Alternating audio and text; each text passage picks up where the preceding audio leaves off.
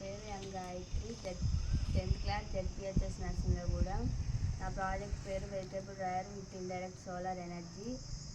ఒకరోజు మా అమ్మ వడియాలు ఎండబెట్టింది. అక్కడ నన్ను కోతులు పక్షులు రాకుండా కాపలా ఉంచింది. కానీ నేను కీటకాలు, దుమ్ము, జంతువుల పక్షుల నుంచి కాపాడలేకపోయాను. అప్పుడు నాకు ఒక ఆలోచన వచ్చింది. ఆహార పదార్థాలను త్వరగా ఎండబెట్టుకునే పరికరాన్ని తయారు చేయాలని నిర్ణయించుకున్నాను. అదే vegetable dryer with indirect solar energy. సూర్యకిరణాలు 18 డిగ్రీల కోణంలో అమర్చబడిన గాజు పలకలపై పడి లోపల ఉన్న ఇంప వస్తువులను వేడి చేస్తాయి. అప్పుడు అందులోన గాలి